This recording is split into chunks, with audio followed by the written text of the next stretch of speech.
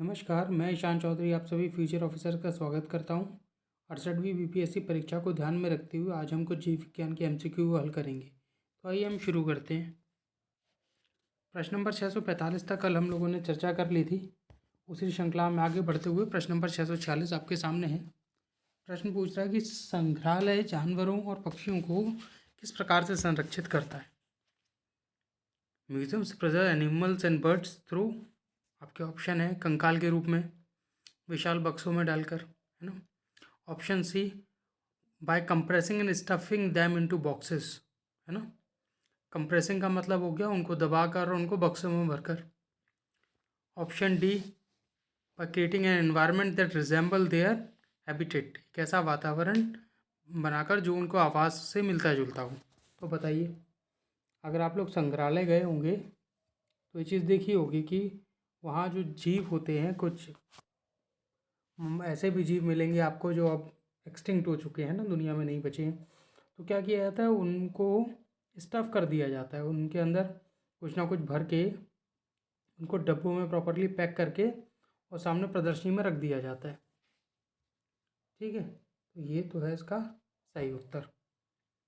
Option D जो कह रहा है कि एक ऐसा वातावरण बना के जो उनकी आवाज़ से मिलता जुलता हो, ये कहाँ होता है, ये जूलॉजिकल जो गार्डन्स होते हैं ना, जूलॉजिकल पार्क जैसे जू हो गया, चिड़ियाघर, है ना, वहाँ ये डी वाला कार्य होता है, चिड़ियाघर में। ठीक है, प्रश्न नंबर 646 हमने देखा। आगे बढ़ते हैं। प्रश्न नंबर 647 आपके सामने है। आपको सही कथन का चयन करना है। आपके ऑप्शन है कि अरस्तु ने जीवों को 5 वर्गों में बांटा था, वर्गीकृत किया था। ऑप्शन बी कह रहा है अरस्तु के वर्गीकरण ने प्रत्येक जीव को वर्गीकृत करने में मदद की थी। ऑप्शन सी कह रहा है कि इसने जीवों की कोशिका संरचना पर विचार नहीं किया। और डी, अरस्तु ने किसी जीव के प्रजनन की विधि पर विचार किया, है ना। चलिए तो देख लेते हैं। जो हम लोगों ने 3 पढ़े हुए हैं वर्गीकरण, जिसमें से एक अरस्तु का, एरिस्टोटल का, एक हम लोगों ने कार्ल लिनस का पढ़ा है और एक विटकर क्लासिफिकेशन पढ़ा है ना, C.H. विटकर का। तो 3 वैज्ञानिकों ने दिया। तो इसमें से जो अरस्तु का सिद्धांत था, अरस्तु देखो 5 में वर्गीकरण किया है विटकर ने। ठीक है, विटकर क्लासिफिकेशन जो हम पढ़ते हैं, जिसमें प्रोटिस्टा, मोनेरा, एल्गी, फंगाई, है ना, ये सब आते हैं। अरस्तु ने जो किया वो 2 में वर्गीकरण किया था केवल। एक उसने बोला पादप जगत, एक बोला जंतु जगत। ठीक है, सही कथन का चयन करना, तो पहला तो गलत हो गया। कार्ल लिनस ने भी 2 में ही बांटा था। ऑप्शन बी कह रहा है अरस्तु के वर्गीकरण ने प्रत्येक जीव को वर्गीकृत करने में मदद की है। तो ऐसा नहीं है। ठीक है, उसने कई जीवों के बीच में, जैसे बैक्टीरिया हो गया, ठीक है, जैसे जीवाणु हो गए, आपके विषाणु हो गए, इनका वर्गीकरण तो किया ही नहीं भाई। अब जो विषाणु है वो ना जीवित में है ना मरे में है, उसके बारे में अरस्तु ने बताया ही नहीं। तो बी भी नहीं होगा। सी कह रहा है कि इसने जीव की कोशिका संरचना पर विचार नहीं किया। ये बात सही है, कोशिका तक तो पहुँचे ही नहीं। इनका कहना था कि जय अगर देखने में पेड़ जैसा है तो ये पेड़ जगत में आ गया, और देखने में जानवर जैसा है चल रहा है तो वो जंतु जगत में आ गया। ठीक है, एनिमल किंगडम, प्लांट किंगडम 2 में बांट दिया था। और उसमें फिर उन लोगों ने, अरस्तु ने फिर वर्गीकरण किया था कि जो पादप जगत है या जो प्लांट किंगडम है, उसमें 3 इन्होंने रखे। एक रखा हब्स, जिसमें छोटे पौधे आएंगे जैसे तुलसी। फिर रखा एक बोला शब, जिसमें आपके शब्स में आ गए आपके ये नींबू का पेड़, संतरे का पेड़। ठीक है, उसके बाद बड़े पेड़ जो ट्रीज़ रखा, जिसमें नीम का पेड़ और बड़े देवदार के वृक्ष वगैरह आ जाते हैं। और जंतु जगत में इन्होंने बोला कि वह जीव जिनका खून का रंग लाल है वो एक तरफ, और जिनका खून का रंग लाल नहीं है वो दूसरी तरफ। ये वर्गीकरण किया था अरस्तु ने। ठीक है, वो अब किसी काम का नहीं रहा है, केवल नाम के लिए है। और ऑप्शन डी का है जीव के प्रजनन विधि पर विचार किया था। तो नहीं किया, इन्होंने कुछ भी नहीं बताया था कुल मिला के। ठीक है, ऑप्शन सी सही होगा अरस्तु के लिए। प्रश्न नंबर 647 हमने देखा। आगे बढ़ते हैं। प्रश्न नंबर 648 आपके सामने ये पूछ रहा है कि निम्नलिखित में से कौन लैक्टोबैसिलस के बारे में गलत है। लैक्टोबैसिलस एक बैक्टीरिया है जीवाणु, उसके बारे में पूछा जा रहा है। पहला कह रहा है ये रॉड के आकार के बैक्टीरिया हैं। तो हमने पढ़ा था कि बैक्टीरिया जो मुख्यतः हैं वो या तो रॉड शेप के होते हैं या ऐसे स्पाइरल पाए जाते हैं, इनको स्पाइरुलिना बोलते हैं। गोल होते हैं जिनको कॉकस बोलते हैं। ठीक है, ये 3 इनके मुख्य आकार हैं। तो ये रॉड के आकार के मतलब लंबतर, है ना, सिलेंड्रिकल फॉर्म के, जैसे घर में छड़ होती है, बेलन रूपी समझ लीजिए एक तरह से। तो ये बात सही है। देखिए गलत का चयन करना है, ध्यान रखिएगा। ऑप्शन बी कह रहा है दूध को दही में बदलने के लिए काम आते हैं, ये भी बात सही है। लैक्टोबैसिलस ही दूध को जमा देता है इसमें, दही में, फिर बढ़िया लस्सी पीने को मिलती है हम लोग को गर्मियों में। ठीक है, तो हमें शुक्रगुजार होना चाहिए इनका। चलिए आगे बढ़ते हैं। ऑप्शन सी कह रहा है परजीवी है, तो परजीवी नहीं, गलत है। ऑप्शन डी कह रहा है वे शराब को जो है बनाने में, जो फर्मेंटेशन प्रोसेस होता है उसमें उपयोगी हैं शराब बनाने में। किससे? गन्ने के रस से, है ना। बात सही है, ये भी सही है। गलत पूछा था, ऑप्शन सी गलत है। कल हम लोगों ने एंजाइम की भी बात की थी। 2 एंजाइम होते हैं इन्वर्टेजाइमेज जो बनाते हैं। वाइन बनती है किससे? वाइन बनेगी आपके अंगूर के रस से। और जो विस्की है, जिसको आमतौर पर शराब बोला जाता है, वो बनती है, चलिए वो केमिस्ट्री में पढ़ाएंगे फिर तसल्ली से। वो वैसे गन्ने के रस से बनती है, पर फिर बताएंगे आपको। अलग अलग वैरायटी होती है, गन्ने के रस से कुछ बनेगी, कुछ फलों से बनेगी, है ना, मक्के से बनती है, उसका नाम अलग है। चलिए आगे बढ़ते हैं।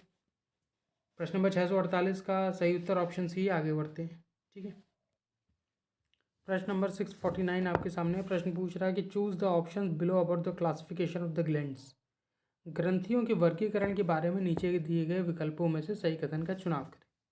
ठीक है, हमें पता है कि जो मानव शरीर में ग्रंथियाँ पाई जाती हैं या सभी स्तनधारियों में, वो मुख्यतः 2 प्रकार की होती हैं। एक एंडोक्राइन ग्लैंड, एक एक्सोक्राइन ग्लैंड, जिसको हिंदी में अंतःस्रावी और बाह्यस्रावी ग्रंथियाँ बोलते हैं। तो अब इनके बीच में जो वर्गीकरण है वो किस बेसिस पर, किस आधार पर होता है, उसके बारे में पूछा है। क्या ये विभेदन का तरीका या मोड ऑफ डिफ्रेंसिएशन है ना? क्या ये स्त्राव डालने का तरीका है? क्या ये कोशीय विभाजन की विधि है, या कोशिकाओं की संख्या के आधार पर वर्गीकरण हो रहा है? दोनों ग्रंथियों को किस नाम से जाना था? अंतःस्रावी और बाह्यस्रावी। क्यों? ये अपना जो स्राव है, जो सेक्रीशन है, जो एक्सोक्राइन ग्लैंड है, जो बाह्यस्रावी हैं, वो क्या कर रही हैं?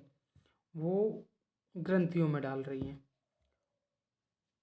ग्रंथियों में, माफ़ कीजिएगा, वो जो है उनके लिए अलग अलग वेसल्स बने हुए हैं ना उनका, जैसे मेमरी ग्लैंड से या लैक्रिमल ग्लैंड है जिससे आंसू आते हैं, यही ग्लैंड से अलग इनकी जो है वेसल्स बने हुए हैं ना अलग से, जो केवल इन्हीं का जो स्राव है उनको लेके जाते हैं।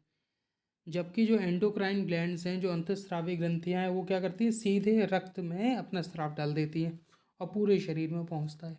जैसे एड्रिनलिन ग्लैंड हो गई, है ना, जैसे पिट्यूटरी ग्लैंड हो गई। तो क्या स्राव डालने का तरीका है ना जो उनको जो वर्गीकृत कर रहा है। तो ऑप्शन बी सही हो जाएगा प्रश्न नंबर 649 का। ठीक है, चलिए आगे बढ़ते हैं। 67 और 68 बीपीएससी के लिए चंदमनी IAS एकेडमी मेंस क्लासेस लेके आए हैं। ये 3 अक्टूबर से हमारे यहाँ बैच शुरू हो गए हैं इसके लिए। और 68वीं BPS परीक्षा की जो फरवरी में निर्धारित है, उसके लिए 2 अक्टूबर से हमारे यहाँ क्लासेस शुरू हो गई हैं। आप लोग अधिक जानकारी के लिए नंबर अभी बताया जाएगा, उस पर चाहें तो कॉल कर सकते हैं। प्रश्न नंबर 650 आपके सामने 650 ये आपसे पूछ रहा है कि तिलचट्टे के बारे में आपको गलत कथन का चयन करना है, कॉकरोच के बारे में। पहला ऑप्शन कह रहा है कि दे आर नॉक्टर्नल, वे निशाचर हैं। तो हमने देखा है अमूमन कि दिन में तो मुश्किल ही, या अंधेरे कहीं कमरा होगा, आप लाइट जलाएंगे तो ज़रूर दिख जाएगा, पर रात्रि में इनकी आवाज़ भी आती है। और कभी आप गांव देहात के इलाके में जाएँ, इवन शहरों में भी ये दिख जाते हैं, है ना। आपको बाथरूम वगैरह मिल जाएंगे जहाँ थोड़ी आर्द्रता होगी, नमी होगी, या कहीं झूठन पड़ा होगा वहाँ दिख जाएंगे। बात तो सही है। ऑप्शन बी कह रहा है ये आर्थ्रोपोडा में आते हैं। तो हमें पता है कि जितने भी कीट हैं, कीट जगत है या जो जितने भी इंसेक्ट्स हैं वो मुख्यतः आर्थ्रोपोडा के अंतर ही आते हैं। ठीक है, फाइलम इसका आर्थ्रोपोडा है। ऑप्शन सी कह रहा है they are the vector of the disease, वे रोगों के वाहक हैं। तो गंदगी जो है उनमें बैठते हैं, फिर खाने पे आके बैठेंगे तो सही बात है, इनसे जीवाणु और विषाणु जो हैं इनके माध्यम से खाने तक पहुंचेगा और फिर बीमारी फैलाएगा, है ना। वो खाना जब कोई स्वस्थ व्यक्ति खा लेगा जिस पर तिलचट्टा या कॉकरोच आके झूठा कर चुका है तो उसके माध्यम से फिर गंदगी फैलेगी, है ना, और फिर बीमारियाँ लगेंगी। तो सी बात भी सही है। इसीलिए फिर वो आजकल चल गए हैं हिट वगैरह, मार दीजिए स्प्रे चल गए हैं ना, तो आप मार दीजिए उससे मर जाते हैं। पर उसमें इतना हानिकारक केमिकल होता है कि आप थोड़ी देर सांस ले लीजिए तो आपको भी बहुत तेज़ खांसी आने लगेगी, है ना। चलिए छोड़ते हैं उस बात को। खैर, ऑप्शन डी कह रहा है दे आर स्कैवेंजर्स। स्कैवेंजर का मतलब हो गया ऐसे जीव जो मरे हुए जीव का भोजन खाते हैं ना, हम जीव कह लीजिए, या जो अपना जो भोजन है या जो पोषण है वो जो मरा हुआ जीव हो गया या पेड़ हो गए उनसे ग्रहण करते हैं, है ना, डेड मैटर से। तो जो तिलचट्टा होता है, जो कॉकरोच होता है, वो ना केवल मरे हुए, जीवित, मांसाहार, शाकाहार कुछ भी हो ये सब पर अटैक कर देता है। ठीक है, तो ऐसा जीव बोला जाता है सर्वोपहारी, है ना, सब कुछ खा लेता है, ऑमनीवोरस। तो ये स्कैवेंजर्स नहीं है, क्या है, सर्वोपहारी है ना, ऑमनीवोरस है, सब कुछ खा लेते हैं। गलत पूछा था, ऑप्शन डी गलत है, ये इसका उत्तर हो जाएगा प्रश्न नंबर 650 का। ठीक है, प्रश्न हमने देखा, आगे बढ़ते हैं। प्रश्न नंबर 651 आपके सामने है। प्रश्न पूछ रहा है कि निम्नलिखित में से कौन सा एंजाइम के बारे में गलत है। आपको गलत कथन का चयन करना है यहाँ पर। पहला ऑप्शन कह रहा है कि जो पेप्सिन है वो प्रोटीन को तोड़ने में मदद करता है। ठीक है, पेप्सिन कहाँ मिलेगा ये आप कमेंट करके बताइएगा, कई बार बता चुके हैं। ठीक है, ऑप्शन बी कह रहा है लाइपेज लिपिड को तोड़ता है। ठीक है, लाइपेज स्मॉल इंटेस्टाइन में मिलता है, छोटी आंत में। ऑप्शन सी कह रहा है कि एमाइलेज विटामिन को तोड़ता है। और ऑप्शन डी कह रहा है कि एंजाइम की त्रिविमी 3D स्ट्रक्चर की संरचना होती है। तो देखिए, पेप्सिन जो होता है ये प्रोटीन को किस में तोड़ता है, अमीनो एसिड में। ठीक है, अमीनो अम्ल में। तो ये तो सही हो गया। ऑप्शन बी कह रहा है लाइपेज लिपिड को तोड़ता है, तो ये बात भी सही है। लिपिड हो गया वसा या फैट्स, स्मॉल इंटेस्टाइन में पाया जाता है, और जब ऐसा टूटेगा तो ऊर्जा का उत्सर्जन होगा। ठीक है, सबसे ज़्यादा ऊर्जा अगर मिलीग्राम में देखें तो सबसे ज़्यादा वसा या फैट से उत्पन्न होती है, उसके बाद कार्बोहाइड्रेट से, है ना। ये बात भी सही है बी। ऑप्शन सी कह रहे हैं एमाइलेज विटामिन को तोड़ता है। और देखिए, विटामिन टूटते नहीं है, पहली चीज़ तो ध्यान रखिएगा। और एमाइलेज का काम होता है स्टार्च को तोड़ना। ठीक है, स्टार्च क्या है, एक पॉलीसेकेराइड है, ग्लूकोज से मिलके बना है। ठीक है, तो स्टार्च को तोड़ने का काम किसमें, शुगर में, कौन करेगा, वो करेगा एमाइलेज। ठीक है, विटामिन नहीं तोड़ेगा। तो आपका ए सही है, बी सही है, सी गलत हो गया। ऑप्शन डी क्या कह रहा है कि एंजाइम की त्रिविमी संरचना होती है। तो जो एंजाइम है ये फैक्ट है, एक 3D स्ट्रक्चर होता है एंजाइम का। और इसका फ़ायदा क्या होता है कि जो 3D स्ट्रक्चर है, जो है ना 3 डायमेंशनल स्ट्रक्चर है, उसमें क्या होगा, इसमें एक्टिव साइट्स रहती है। एक्टिव साइट का मतलब एंजाइम का क्या काम है, किसी बायोकेमिकल रिएक्शन जो हो रही है उसकी गति को बढ़ा देना, है ना, उसकी स्पीड ऑफ द रिएक्शन बढ़ा देना काम एंजाइम का होता है। कैटलिस्ट का काम करता है, तो एक्टिव साइट की तरह काम करता है। एक्टिव साइट का मतलब सरफेस एरिया बढ़ा देगा, जगह बढ़ा देगा, और जगह बढ़ जाने से क्या होगा कि दोनों जो कंपोनेंट रिएक्ट कर रहे हैं उसमें जो भाग ले रहे हैं किसी भी केमिकल प्रक्रिया, रासायनिक प्रक्रिया में, तो उनको जगह ज़्यादा मिलेगी। जगह ज़्यादा मिलेगी तो जो रिएक्शन हो रही है उसकी स्पीड बढ़ जाएगी ना, गति बढ़ जाएगी। तो डी भी सही है, सी गलत था, गलत का ही चयन करना था, ऑप्शन सी हो जाएगा। आगे बढ़ते हैं। प्रश्न नंबर 652 आपके सामने प्रश्न पूछ रहा है कि इनमें से कौन प्लाज्मा का प्रमुख प्रोटीन नहीं है। हम जानते हैं कि प्लाज्मा मुख्यतः कहाँ पाया जाता है, खून में, ब्लड में, है ना। और प्लाज्मा कितने प्रतिशत होता है खून में, 55%। इस 55% में लगभग 92% पानी होता है, 6 से 8% क्या होता है, प्रोटीन। ठीक है, ये तो हो गई प्लाज्मा की बात। अब इसी 6 से 8% प्रोटीन में कौन कौन से प्रोटीन पाए जाते हैं, ये इसका आपको चयन करना है। ठीक है, सही वाले अगर पता होंगे तो गलत को निकाल पाएंगे। तो आइए देख लेते हैं। क्या वो केराटिन है, क्या वो ग्लोबुलिन है, क्या वो फाइब्रिनोजन है, क्या वो एल्ब्यूमिन है, या उपरोक्त में से कोई नहीं, एक से अधिक। तो जो ब्लड का प्लाज्मा होता है, जो रक्त में प्लाज्मा पाया जाता है, उसमें कौन कौन से प्रोटीन होंगे, उसमें ग्लोबुलिन होगा, उसमें फाइब्रिनोजन होगा, उसमें एल्ब्यूमिन होगा। ठीक है, ये तीनों पाए जाएंगे। केराटिन नहीं पाया जाएगा। केराटिन कहाँ मिलेगा फिर, केराटिन भी एक प्रोटीन है, ये हमारे नाखूनों में और हमारे बालों में केराटिन मिलता है। ठीक है, प्रश्न नंबर 652 का नहीं पता करना था, केराटिन ही नहीं है, ऑप्शन ए सही हो जाएगा। आगे बढ़ते हैं। आइए प्रश्न नंबर 653 देखा जाए। प्रश्न पूछ रहा है कि जो सर्प होते हैं, जो सांप होते हैं, उनके अध्ययन को किस रूप में जाना जाता है।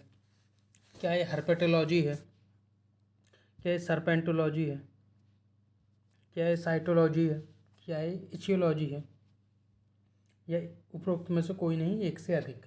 तो आइए समझते हैं। जो सांप होते हैं वो किसके भीतर आते हैं, वो आते हैं रेप्टाइल्स या सरीसृप में, उनका वर्गीकरण होता है। अगर देखा जाए तो किंगडम आएगी इनकी एनिमल किंगडम, है ना, जंतु जगत में। उसके बाद इनका जो वर्गीकरण होगा फिर जाके ये लोग पहुँचेंगे किसमें, सब फाइलम वर्टिब्रेटा में। वर्टिब्रेटा के बाद इनका फर्दर डिवीज़न होगा, है ना, फर्दर वर्गीकरण होगा। वर्टिब्रेटा किस में पहुँचेंगे, रेप्टाइल्स में, सरीसृपों में।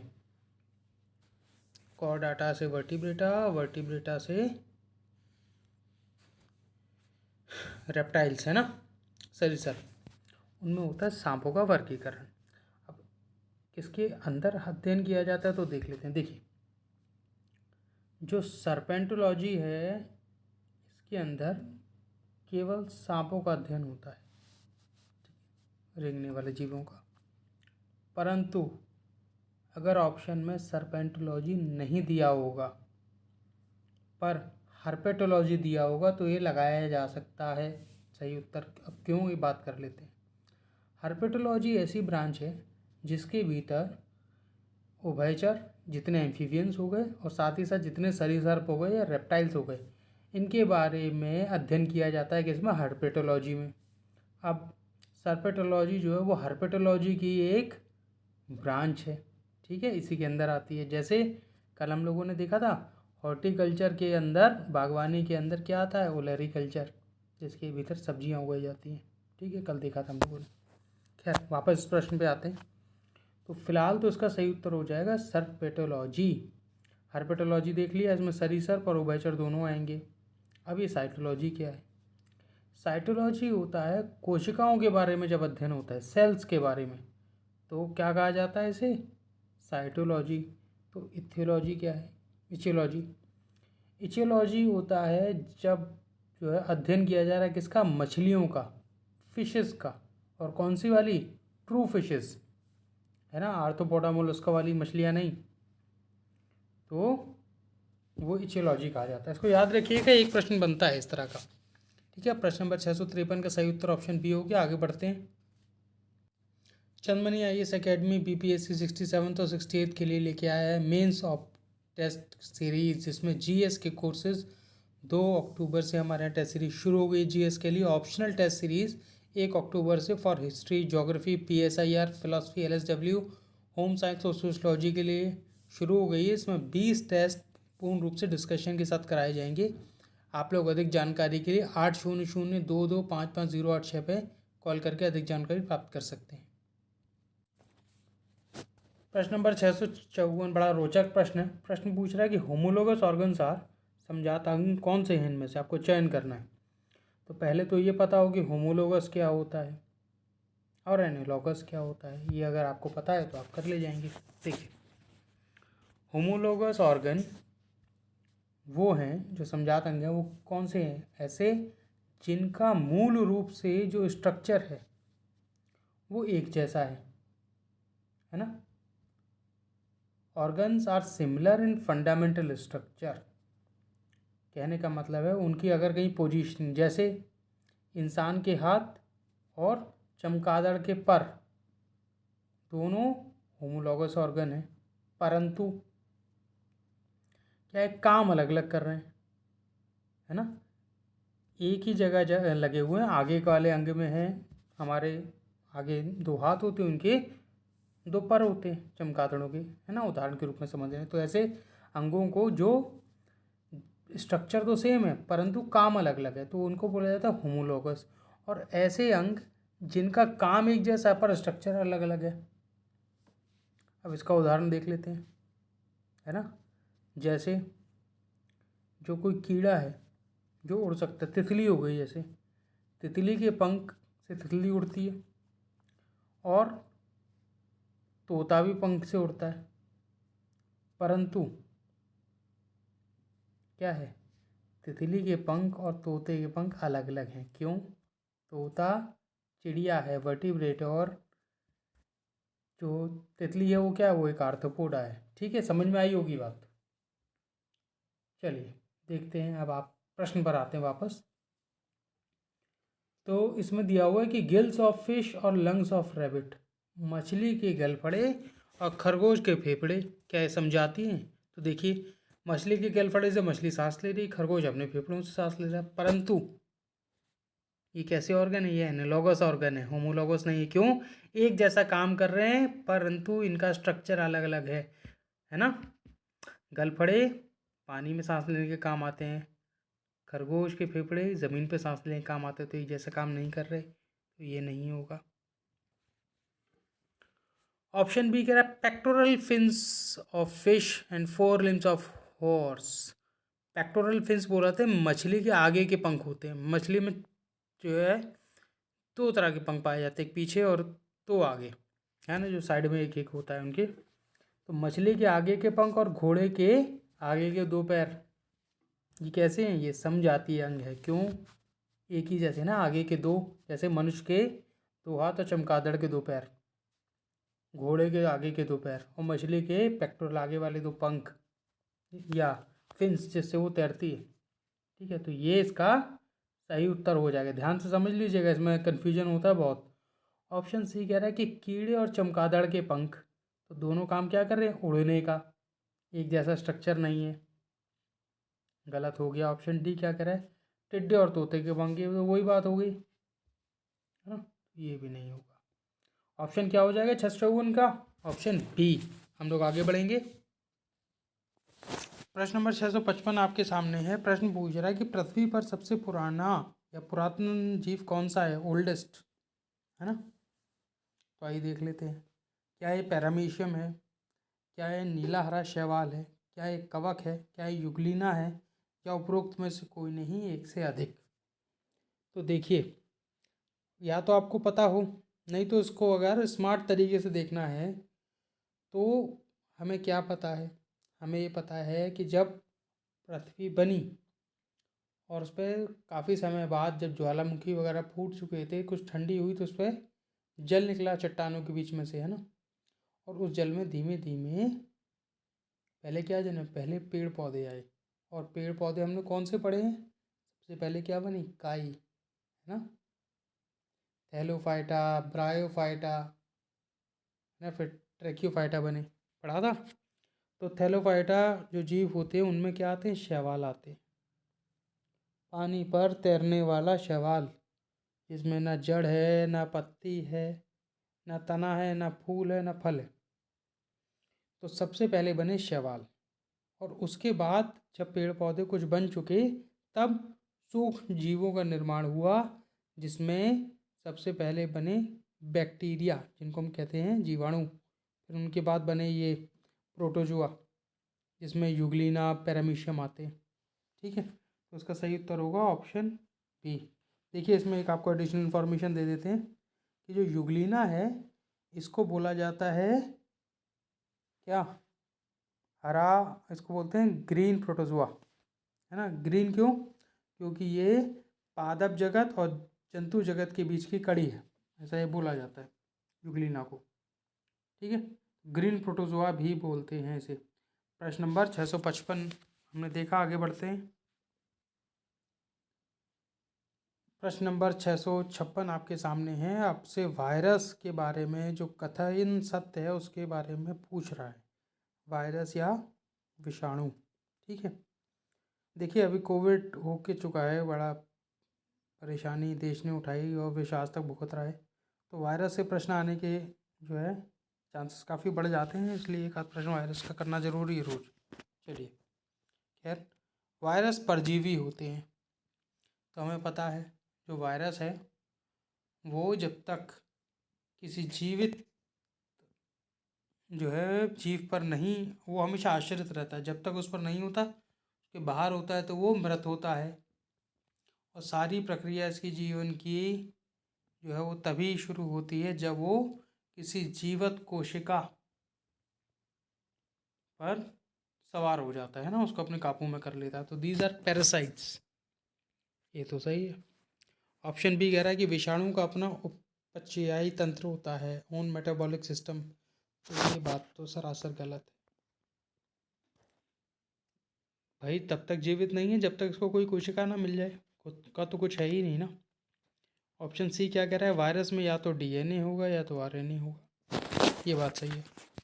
वायरस में या तो आरएनए होगा या तो डीएनए होगा, कभी दोनों एक साथ नहीं होंगे, है ना। और वो जीवाणु जिनमें जो वायरसेस हैं वो जिनमें आरएनए पाया जाता है उनको क्या बोलते हैं, उनको बोलते हैं रेट्रोवायरस। ठीक है, एक दूसरा नाम उनको और दिया हुआ है जिनमें आरएनए होता है, डीएनए नहीं, बोलते हैं रेट्रोवायरस। ठीक है, तो सी भी सही है। ऑप्शन डी क्या कह रहा है कि एंटीबायोटिक द्वारा वायरस आसानी से मारे जाते हैं। तो देखिए एंटीबायोटिक होती है बैक्टीरिया के लिए मुख्यतः, और किससे बनती है, फंगी से, है ना, जो कवक होता है उससे बनती है, पेंसिलिन एक तरह की फंगी। तो एंटीबैक्टीरियल होती है कौन सी, एंटीबायोटिक, वायरस को तो नहीं मार पाती, ये गलत हो गया। अब ऐसी स्थिति में जब एक से ज़्यादा सही होते हमारा ऑप्शन हो जाता है ई। ठीक है, इसमें आपको थोड़ी एडिशनल इन्फॉर्मेशन देते हैं। अब देखिए डीएनए से जुड़ी हुई बीमारियां, वो वायरस जिनमें डीएनए पाया जाता है उसकी एक बीमारी होती है स्मॉल पॉक्स, है ना, छोटा छोटा जो चेचक के दाने पड़ जाते हैं वो डीएनए वायरस से होती है। फिर स्मॉल पॉक्स को हिंदी में शायद चेचक ही बोलते हैं, आप लोग देख लीजिएगा, इंग्लिश में तो स्मॉल पॉक्स है। आरएनए वायरस से जो रेट्रो वायरस है उससे बीमारी फैलती है इबोला, अफ्रीका में फैली थी, बड़ी घातक बीमारी है, बहुत लोग मरे थे इससे। एक फिर सार्स वायरस, कोविड जैसा ही है ना। फिर जो आम जुकाम होता है, पोलियो हो गया, ये सब बड़ी लंबी लिस्ट है। तो आरएनए रेट्रो वायरस होने वाले आपके आपको चार नाम बता दिए, इबोला हो गया, सार्स हो गया, इन्फ्लुएंजा जुकाम हो गया, या पोलियो हो गया। ठीक है, ये सब आरएनए वायरस से होते हैं। प्रश्न नंबर 656 हमने देखा, आगे बढ़ते हैं। सही उत्तर ई हो गया इसका। प्रश्न नंबर 657 आपके सामने है, ये पूछ रहा है कि जो डीएनए है, डीएनए होता है डीऑक्सी राइबोन्यूक्लिक एसिड, है ना, इसके दो स्ट्रैंड हैं, वो आपस में कैसे किससे जुड़े रहते हैं। तो आइए बड़े दिनों बाद डीएनए का प्रश्न आया, इस पर थोड़ी सी चर्चा करेंगे। तो जो डीएनए है इसमें मुख्यतः क्या होता है, चार तो इसमें नाइट्रोजन बेस पाए जाते हैं, कौन कौन से, पर यहाँ लिख लेते हैं, नाइट्रोजन बेस पाए जाएंगे इसमें, इसमें शुगर होगी, इसमें एक फॉस्फेट ग्रुप होगा। ठीक है, नाइट्रोजन बेस कौन कौन से होंगे? डीएनए की बात हो रही है तो adenine, guanine, thymine, cytosine. Sugar कौन सी होगी? डीएनए है तो डीऑक्सीराइबोज, ठीक है, और फॉस्फेट ग्रुप होगा। अब ये क्या होता है? डीएनए ऐसे होता है कुछ,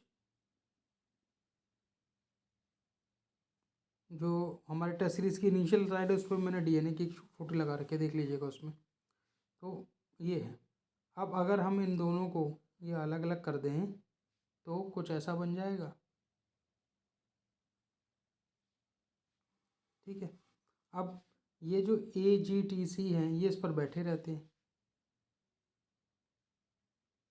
दोनों पर। और अगर एक और एक अलग अलग की बात करें तो इनके बीच में जो आपस में बॉन्ड होगा या जो जोड़ होगा वो किस प्रकार का होगा? तो वो बोला जाता है फॉस्फोडाइस्टर बॉन्ड, ये वाला ऑप्शन जो है, ठीक है। और यहाँ से क्या पूछ रहा है कि ये दोनों आपस में किससे जुड़े रहते हैं? है ना। फॉस्फोडाइस्टर बॉन्ड जो है वो स्टैंड को एक दूसरे से जोड़ता है, मतलब एक दूसरे से नहीं, आपस में जोड़ता है। और इनका जब जोड़ना होगा तो किससे होगा? तो उसमें आएंगे हाइड्रोजन बॉन्ड। कैसे जुड़ाव होता है उसको देख लेते हैं। जो ये है नाइट्रोजन बेस की बात कर रहा हूँ, तो ए जो है ये जुड़ेगा ट्रिपल बॉन्ड से टी के साथ, ठीक है। और जो जी है ये डबल बॉन्ड के साथ जुड़ता है सी से, साइटोसाइन के साथ, ठीक है। इतनी बात समझ में आ गई? बहुत छोटे से मैं बता दिया आपको ये सारा। ये कौन सा बॉन्ड होगा? Hydrogen bond. अब देखिए ये जो फॉस्फोडाइस्टर बॉन्ड है ये तो ये वाले हो गए, ठीक है। अब इसके बाद होगी हाइड्रोजन बॉन्डिंग इन दोनों के बीच में। हाइड्रोजन बॉन्ड एक वीक बॉन्ड होता है, कमज़ोर कड़ी होती है, ठीक है। और इस तरह का बॉन्ड किस में पाया जाता है? अमोनिया जब पानी में घोली जाती है तो भी अमोनिया इसीलिए घुलनशील है, क्यों? बीच में हाइड्रोजन बॉन्ड बनता है, ठीक है। ये कमज़ोर बॉन्ड है। और ये फाइटोडेस्टर बॉन्ड है, ये एक मजबूत जो है जोड़ है, तो इसका ऑप्शन हो जाएगा बी, ठीक है। बहुत ज़्यादा डिटेल में जाने की जरूरत नहीं, डीएनए में इतना आपको अगर पता है तो आपके लगभग सारे सवाल हो जाएंगे। एक कल मैं एक प्रश्न और लेके आता हूँ, उसमें एक वो पोर्शन और है कि उसको और कवर करा देंगे, ठीक है। बहरहाल बस आप इतना समझ लीजिए ये है। और एक आरएनए की चीज़ और बता देते हैं, अगर ये टी की जगह यू आ जाएगा, है ना, यूरेसिल आ जाएगा तो ये आरएनए हो जाएगा। AGUC होता है आरएनए में। और शुगर उसमें राइबोज हो जाएगी। बस इतना ही फ़र्क है, बाकी से लगभग एक ही जैसा होता है, ठीक है। प्रश्न नंबर 657 को कोशिश की समझने की, और आगे बढ़ते हैं। फिर एक बार साफ साफ में आंसर बता देते हैं इसका, हाइड्रोजन बॉन्ड होगा 657 का, ठीक है। अब आगे बढ़ते हैं। चंदमनी IAS अकेडमी 68वीं BPSC परीक्षा के लिए लेके आए हैं हम लोग क्लास और टेस्ट सीरीज, जिसमें GS की क्लासेस 2 अक्टूबर से हमारे यहाँ शुरू हो गई हैं। इसमें 41 टेस्ट पूर्ण रूप से डिस्कशन के साथ कराए जाएंगे। आप लोग अधिक जानकारी के लिए 8002255086 पे कॉल करके अधिक जानकारी प्राप्त कर सकते हैं। प्रश्न नंबर 658 आपके सामने है। प्रश्न पूछ रहा है कि जैव भौगोलिक क्षेत्र जिसमें जैव विविधता का महत्वपूर्ण भंडार है जो मनुष्यों से खतरे में है वो क्या कहलाता है? A biogeographic region with significant reservoir of biodiversity that's under threat from humans is called as। देखिए मनुष्य बड़ा ही लालची व्यक्ति है जिसने अपनी जो है जीवन को सुगम्य बनाने के लिए इस प्रकृति का धीमे धीमे नाश करने पर तुला है। तो उसकी वजह से जितने और जो जीव हैं, प्रकृति है, वो सर्वनाश हो रहा है उनका। अब ये पूछा कि खतरा जब होता है तो ऐसी स्थिति को क्या कहते हैं, ठीक है, जैव भौगोलिक क्षेत्र को, तो संकटग्रस्त होता है। तो देखिए आपका पहला ऑप्शन क्या है? पहला ऑप्शन दिया है बायो एंडेंजर्ड रीजन, जैव संकटग्रस्त क्षेत्र। ऑप्शन बी दिया है बायोडायवर्सिटी रिजर्वायर, या ऑप्शन सी जैव विविधता हॉटस्पॉट। ऑप्शन डी पर्यावरण की दृष्टि से संकटग्रस्त क्षेत्र। तो देखिए जब ऐसी स्थिति होती है एक बायोजियोग्राफिक रीजन जहाँ पर बहुत ज़्यादा बायोडाइवर्सिटी है और वो खतरे में। बायोडाइवर्सिटी होती है कि बहुत ज़्यादा जहाँ पर ऐसे जीव पाए जाएँ, बहुत ज़्यादा से मतलब अच्छी खासी आबादी उनकी पाई जाए, और वो सब दुनिया के एक बहुत बड़े आबादी का हिस्सा हों, है ना, बहुत कम जीव बचे हों, और वो किसी एक जगह पर रहते हो, एक ही जगह अगर ऐसी जगह है तो ऐसी जगह पर उनका, और बाकी जगह उनकी आबादी नाम मात्र के लिए है या तो ख़त्म हो चुकी है। जैसे बड़ा अच्छा इसके अभी उदाहरण लेंगे। खैर, तो ऐसी जगह को क्या बोलते हैं? ऐसी जगह को बोलते हैं जैव विविधता हॉटस्पॉट। ठीक है, अब इसका उदाहरण है जैसे हमारे यहाँ साहित्री वेस्टर्न घाट जो है, ठीक है, फिर हमारे यहाँ जो इंडो बर्मा का इलाका है ना, जो म्यांमार बॉर्डर बोला जाता है, वो इलाका है। फिर हमारा सुंडा लैंड हो गया, सुंडा क्षेत्र, जो निकोबार जो द्वीप समूह है उसमें पाया जाता है। ये सब क्या है? बायोडाइवर्सिटी हॉटस्पॉट है, और इसमें कई ऐसी प्रजातियां पाई जाती हैं जो उस जगह के अलावा कहीं और मिलती ही नहीं। ठीक है, प्रश्न नंबर 658 हमने देखा, इसका सही उत्तर सी होगा। आगे बढ़ते हैं। प्रश्न नंबर 659 आपके सामने है। प्रश्न पूछ रहा है कि दांतों पर बनने वाला प्लाक जो होता है वो किससे बना होता है? अब ये प्लाक क्या है? तो देखिए क्या है कि हम लोगों को बचपन से ही सिखाया जाता है कि खाना खाने के बाद अच्छे से कुल्ली करो, रात को सोने के बाद, सोने से पहले मंजन करके सोना चाहिए, और सुबह उठने के बाद सबसे पहले मंजन करना चाहिए। अब क्यों मंजन करने को कहते हैं, दांत साफ करने को? इसका सीधा सीधा कारण है कि जब भी हम कुछ भोजन ग्रहण करते हैं तो मोस्टली तो हमारे शरीर के अंदर चला जाता है, कुछ जो है दांतों में फंस जाता है, और वो इतना सूक्ष्म होता है, इतना छोटा होता है कि हमें भी दिखाई नहीं देता या पता नहीं चलता दांतों के बीच में। और वो किसका आहार बनता है? वो बनता है बैक्टीरिया का या जीवाणु का आहार। अब ये बैक्टीरिया क्या करते हैं? ये बैक्टीरिया इस भोजन को खा लेते हैं पोषण तत्व के रूप में, और उसके बाद इस भोजन तत्व को जो वो ग्रहण करते हैं तो क्या निकालते हैं? अम्ल या एसिड। हमारे दांत किसके बने हैं? कैल्शियम के। ठीक है, ये एसिड क्या करता है? दांतों को धीमे धीमे घोलने लगता है, जिसको हम कहते हैं दांतों में सड़न आ रही है। ठीक है, तो अब ये पूछा है कि दांतों पर ये जो हल्का सा काई जैसा कुछ जम रहा है, प्लाक जिसे कहते हैं, वो किससे बना होता है? अब उसमें क्या क्या होगा? उसमें लिखा है, आपके ऑप्शन है खाद्य कण, लार, और मुंह में जो अम्ल बन रहा है उससे। मुंह में अम्ल किससे बन रहा है? बैक्टीरिया की वजह से, है ना, जीवाणु की वजह से। तो क्या क्या चाहिए? पहले तो खाना हो मुंह में, खाने के कण बच जाएं। अगर ऐसे मुंह में चाहिए प्लाक बने तो क्या क्या होना चाहिए? भोजन के कण होने चाहिए, फूड पार्टिकल्स, लार, मुंह में एसिड, और एसिड कैसे बनेगा? बैक्टीरिया से। तो सही उत्तर क्या होगा? Option D. ये सब ज़रूरत है जिसकी वजह से आपके मुंह में प्लाक बने। ठीक है, मुख्य कारण यही होता है। खैर, प्रश्न नंबर 659 हमने देखा, हम लोग आगे बढ़ते हैं। प्रश्न नंबर 660 आपके सामने है। प्रश्न पूछ रहा है कि मानव हड्डियों में निम्नलिखित में से कौन सा लवण अधिकतम मात्रा में पाया जाता है? तो ये बात हमें पता है कि जो मानव हड्डियां हैं वो किससे बनी होती है। आइए देख लेते हैं। आपका ऑप्शन क्या है? पहला कह रहा है कैल्शियम फॉस्फेट, ऑप्शन बी कह रहा है मैग्नीशियम फॉस्फेट, ऑप्शन सी कह रहा है कैल्शियम कार्बोनेट, ऑप्शन डी कह रहा है सोडियम क्लोराइड, या ई उपरोक्त में से कोई नहीं। तो हमारी शरीर की हड्डियाँ बनी होती कैल्शियम और फास्फोरस से। ये सही उत्तर हो गया। फॉर्मूला देख लीजिए, कैल्शियम फॉस्फेट का होता है PO4। ये होता है फॉर्मूला Ca3PO4 नेगेटिव। ठीक है, कैल्शियम फॉस्फेट। प्रश्न नंबर 660 का हमने देखा, आगे बढ़ते हैं। प्रश्न नंबर 661 आपके सामने है। प्रश्न पूछ रहे हैं निम्न में से कौन दिल के दौरे का लक्षण नहीं है? देखिए आजकल जो है ना, दिल का दौरा बड़ा सामान्य हो गया है। बहुत लोगों को जो है बड़ी कम आयु में दिल का दौरा पड़ रहा है। उसका एक बहुत बड़ा कारण है कि कोविड जिन लोगों को हुआ था, उनके शरीर में कहीं ना कहीं कोई दिक्कत रह गई, और उसके बाद उन लोगों ने रिकवरी नहीं कर पाया शरीर, और उन लोगों ने काफ़ी कुछ उसमें अभी साइंटिस्ट रिसर्च कर रहे हैं। खैर प्रश्न पर आते हैं, इसीलिए प्रश्न को लेके आए हैं, करंट से जुड़ा हुआ है कि हाथ का सुन्न होना और दर्द होना, एक हाथ का सुन्न हो जाना।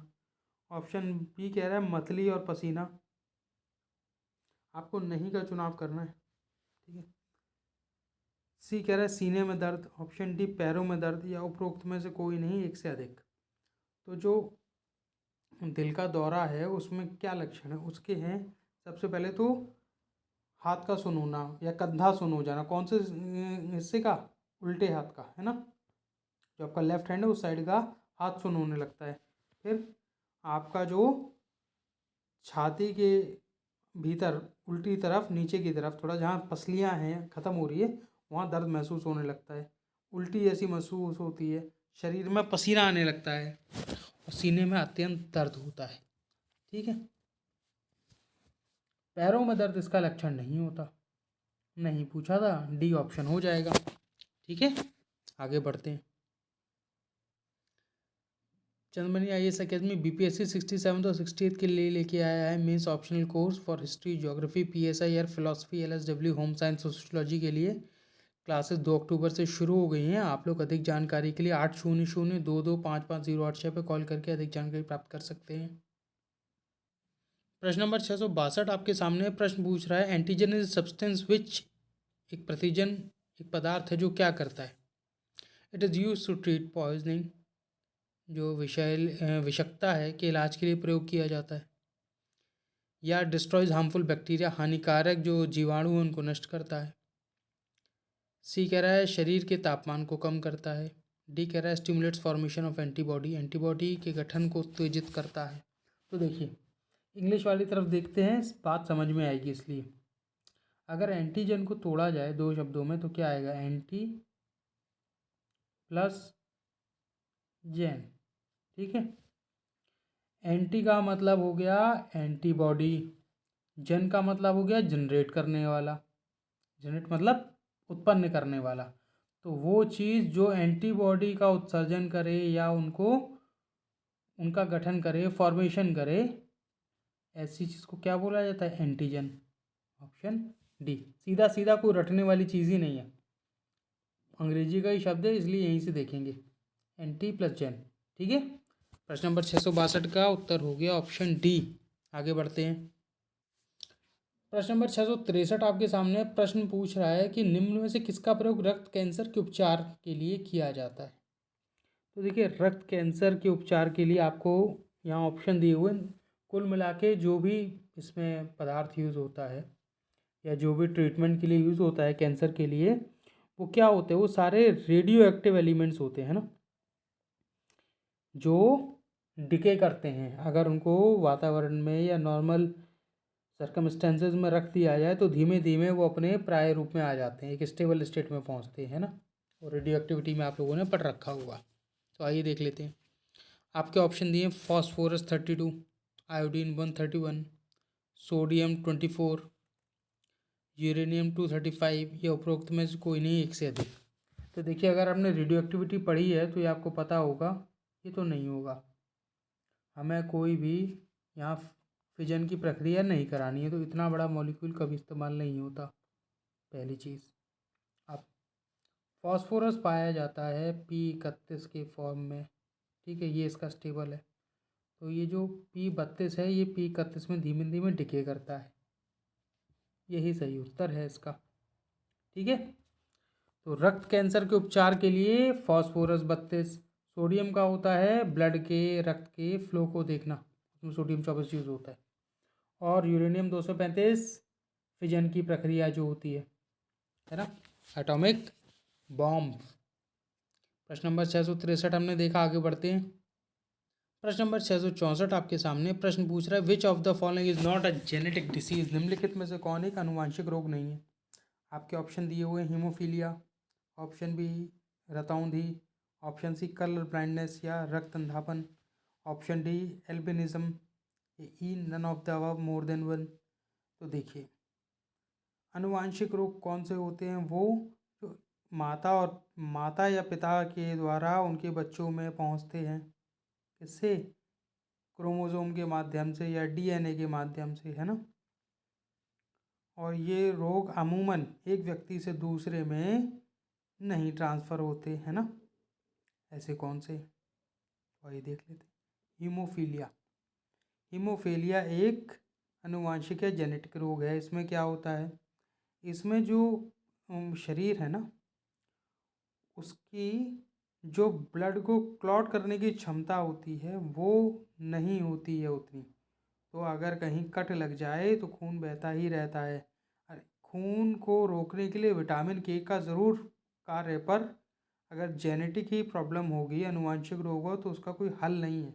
विटामिन के आपका मददगार होता है क्लॉटिंग में, पर यहाँ नहीं होगा हीमोफीलिया, है ना।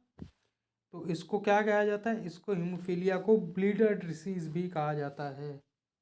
ब्लीडर डिसीज़, है ना। खून बहता ही रहता है और एक आनुवांशिक रोग है। आगे बढ़ते हैं। Night blindness, रतौंधी। रतौंधी किसकी वजह से होती है? रतौंधी होती है विटामिन ए ना मिलने पर, खाने पर। कि खाने में अगर विटामिन ए की कमी है तो रतौंधी हो जाएगी, ठीक है। और ये एक आनुवांशिक रोग नहीं है, इसका उत्तर होगा। आगे बढ़ते हैं। कलर ब्लाइंडनेस, ये तो हमने 2 दिन पहले डिस्कस किया था। एक्स वाई याद आ रहा है कुछ? ठीक है। ये भी क्रोमोसोम के माध्यम से 23वां जो क्रोमोसोम का जोड़ा होता है उससे ट्रांसफ़र होता है। कौन सा? रंग अंधापन या कलर ब्लाइंडनेस, ठीक है। तो ये आनुवांशिक या क्रोमोसोम डिसीज़ है। D albinism. एल्बिनिज़म क्या होता है? तो आप लोगों ने मेलेनिन का नाम सुना है? हम लोग का जो शरीर होता है उसमें त्वचा में जो हमारे शरीर का रंग होता है वो एक बड़ा छोटा सा पदार्थ होता है जिसका नाम होता है मेलेनिन। और ये मेलेनिन जो है, ये जिसकी त्वचा में ज़्यादा होगा उसका रंग गहरा होगा।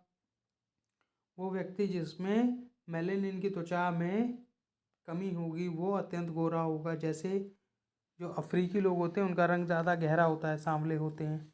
क्यों? क्योंकि उनके शरीर में मेलेनिन ज़्यादा पाया जाता है। जो यूरोपीय लोग हैं उनके शरीर में मेलेनिन की संख्या कम होती है तो वो अत्यंत गोरे होते हैं। हम भारतीय, हम लोग को ब्राउन बोलते हैं वो लोग। ना बहुत ज़्यादा गोरे ना बहुत ज़्यादा गहरा रंग होता है, ठीक है। तो एल्बिनिज़म वो स्थिति है जब शरीर जो है मेलेनिन बनाना बहुत कम कर देती है ना, तो ऐसी स्थिति आनुवांशिक रोग होते हैं इसमें, ठीक है। ये भी आनुवांशिक वजह से होती है, क्रोमोसोमल डिसीज़ है, जेनेटिक डिसीज़। तो प्रश्न नंबर 664 देखा, उत्तर ऑप्शन बी हो गया। आगे बढ़ते हैं। प्रश्न नंबर 665 आपके सामने है। प्रश्न पूछ रहा है कि प्रकाश संश्लेषण के दौरान मुक्त होने वाली ऑक्सीजन कहाँ से आती है? प्रकाश संश्लेषण की प्रक्रिया कई बार पढ़ चुके, फिर देख लेते हैं। याद हो जानी चाहिए, गलती नहीं होनी चाहिए एग्जाम में, यही लक्ष्य है। प्रकाश, सनलाइट हो गई, पानी आ गया जी, कार्बन डाइऑक्साइड भी आ गई। अब और क्या रह गया? क्लोरोफिल, इसको नहीं भूलिएगा। क्लोरोफिल के बगैर नहीं होगी प्रकाश संश्लेषण की प्रक्रिया, चारों ही ज़रूरी है। तो इन सब जब होंगे तो क्या होगा? फोटोसिंथेसिस, ठीक है। और फोटोसिंथेसिस में क्या होगा? खाना बनेगा, किस रूप में? ग्लूकोज के रूप में।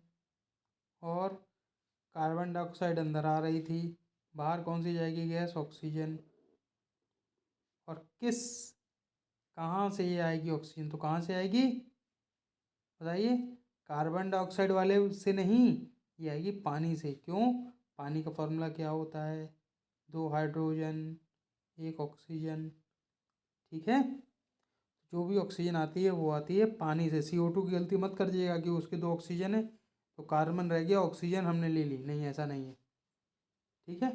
तो ऑप्शन होगा डी, प्रश्न नंबर 665 का। आगे बढ़ते हैं। 68वीं BPSC के लिए चंदमनी IAS एकेडमी लेके आया है GS और क्लास टेस्ट सीरीज, जिसमें 41 टेस्ट पूर्ण रूप से डिस्कशन के साथ कराए जाएंगे। आप लोग अधिक जानकारी के लिए 8002255086 पे कॉल करके अधिक जानकारी प्राप्त कर सकते हैं। प्रश्न नंबर 665 तक आज हम लोगों ने चर्चा कर ली है। कल हम लोग उनकी फिर मुलाकात होगी, प्रश्न इस श्रृंखला को आगे बढ़ाएंगे प्रश्न नंबर 666 से और कुछ रोचक प्रश्नों के साथ। कल फिर मुलाकात होगी। ठीक है, तब तक के लिए धन्यवाद। संघर्ष जारी रहेगा।